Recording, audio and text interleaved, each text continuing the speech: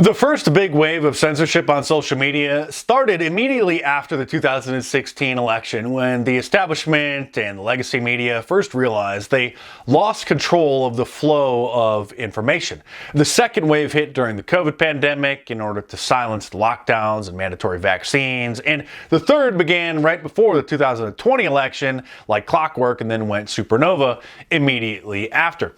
For 4 years, Democrats came up with countless conspiracy theories about how Donald Trump supposedly secretly worked with Russian intelligence to steal the 2016 election. He was an illegitimate president, but all of a sudden claiming that Democrats may have engaged in some dishonest activities to help old Joe. Now that became a violation of the terms of service on all the big tech platforms and wasn't allowed.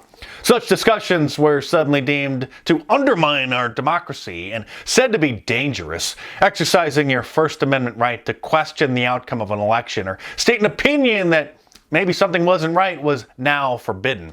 Censoring such discussions on social media about the outcome of an election was a new level of authoritarianism never seen in America. And up until that point, the only countries where people weren't allowed to question the election results were communist countries and third world dictatorships.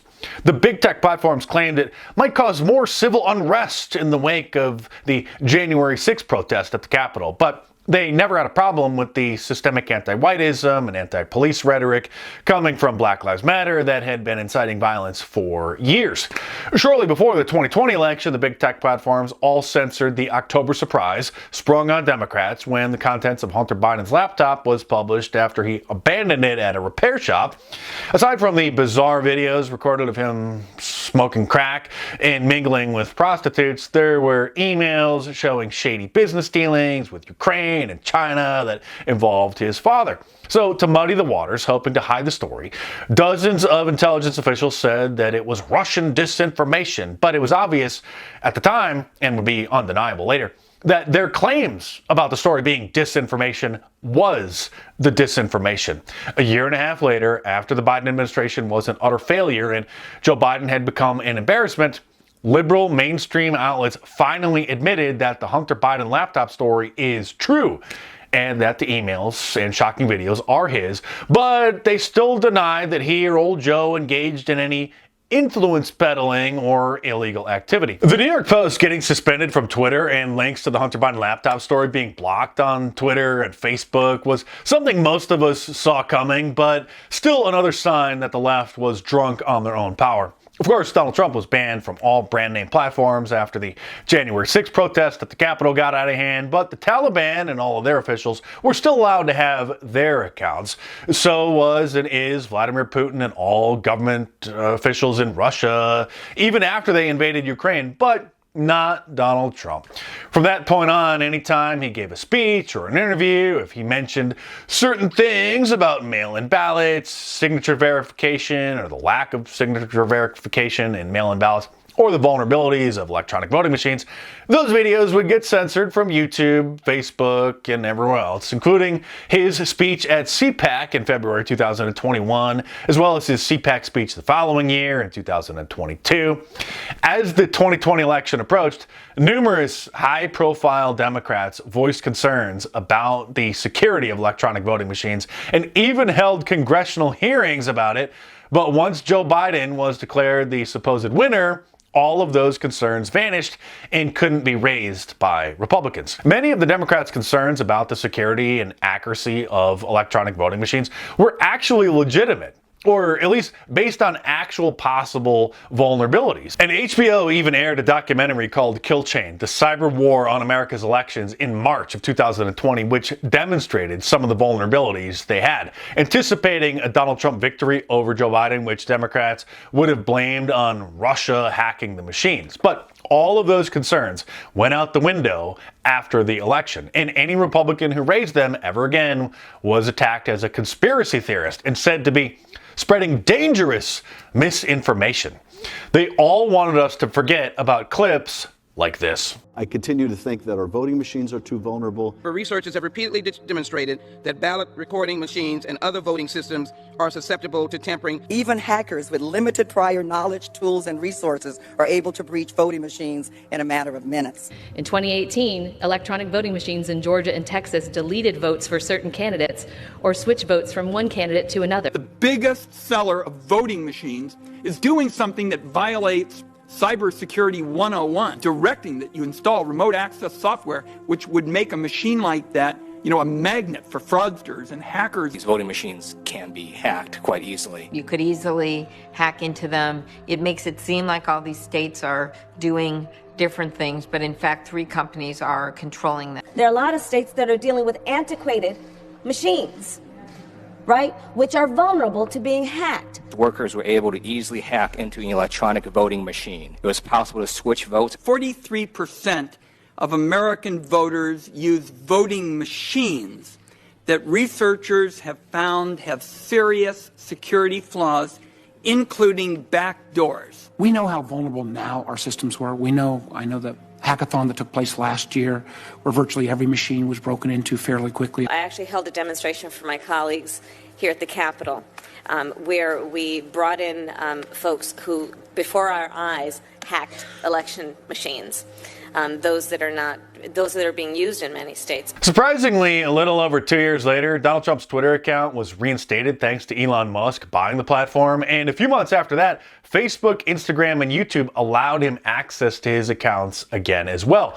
This shortly after he announced he was running for re-election a second time, because they probably knew that keeping the Republican frontrunner off of their platforms during a presidential run would have incentivized millions of Republicans to join alt-tech platforms, which had been gaining in popularity. Then, 3 months later, in June of last year, YouTube finally lifted their ban on Republicans doubting the 2020 election results. YouTube claimed it was because they deemed there was no longer an imminent threat to people rioting again, like at the Capitol on January 6, 2021, since that tense time had long since passed and the anger dissipated. But despite the continued smears trying to paint Donald Trump as Hitler reincarnated, the bogus E. Jean Carroll lawsuit, the 4 different indictments and 91 different felonies they're trying to frame him for, Donald Trump is getting close to the White House again. And the Democrats, legacy media, and big tech are getting very nervous, which leads to the obvious question, what topics are they going to ban next? If you call it an invasion at the border, which it obviously is, will illegal alien be deemed just as offensive and forbidden as the little N-word? They've already banned videos talking about the Democrat replacement migration plan. I'm sorry, I mean the conspiracy theory, which obviously has no truth in it whatsoever. You can still kind of talk about it, but it's risky. YouTube censored Ava Vlardinger-Boric, or however you pronounce her name, her CPAC speech in Hungary earlier this year. She's a very beautiful Dutch woman who was trying to preserve European culture and gave a speech at the CPAC event there back in April, which was deemed hate speech for talking about demographic changes due to the mass migration of Muslims into Europe. And since illegal immigration is one of the top concerns of Americans, that's going to be something they will desperately try to hide. But maybe we've made such progress in getting out the truth despite their desperate censorship tactics. They may be realizing that their censorship isn't working, and it only confirms what we've been saying. Maybe we have shifted the Overton window so far that they can't censor us like they used to, because it only backfires on them and causes our message to spread even further. We're now seeing brand name conservatives talk about anti-whiteism, and they've finally gotten a spine and are pushing back against the culture Marxist LGBTQism. Aaron Rodgers is talking about the Bohemian Grove. Alex Jones is back on Twitter. Elon Musk owns Twitter. People are even criticizing Israel and asking about Israel's influence in American politics. It's wild. Maybe the gatekeepers are at a loss about what to do because the truth is more appealing to people today than ever before. And with Elon Musk owning Twitter and allowing people to talk about topics that would previously get you banned, maybe Facebook and YouTube have to be less strict since the censorship is no longer so unified. But who knows? We're not dealing with rational people. They'll likely double down down out of desperation. Only time will tell. And the most vulnerable are independent content creators like me, who don't have the backing of a network or a bunch of other hosts who can rally behind each other if one of them gets censored.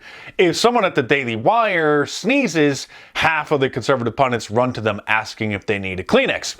If I get banned, 99% of the brand name conservatives wouldn't care or say a word. I'm not in the club, and I never wanted to be because I've always known that they're sellouts, some more than others, and many of them are complete phonies and cowards. And I hate fake people, whether they're on the left or the right. All I've got is you, my subscribers, the fans who have my back. We are a very powerful community, but I'm still very vulnerable to being banned by YouTube, more so than probably anyone else who's on this platform, because I do fly a little close to the sun. Sometimes I can't help it. I have a hard time keeping my mouth shut when it comes to speaking out about what's really happening to our country. But I'll keep making videos here on my laptop in my kitchen as long as I can. I've done a pretty good job of navigating the rules without getting snagged or caught up in a news cycle that puts a target on my back, and can usually make my point in a way that doesn't violate the terms of service. But we all know they're selectively enforced, and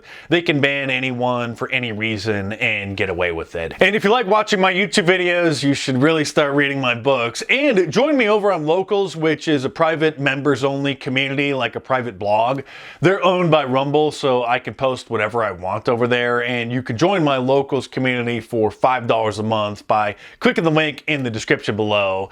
Basically, I use it as a blog and post clips that are NSFW, not safe for work, and many that would be problematic on YouTube, because in order to show some clips here, you have to countervail the message or denounce the message, and I'm not a shill, and oftentimes a clip speaks for itself. So if you're interested, it's a great way to sponsor my work and be part of the Locals community. So click the link in the description below and head on over there and check it out.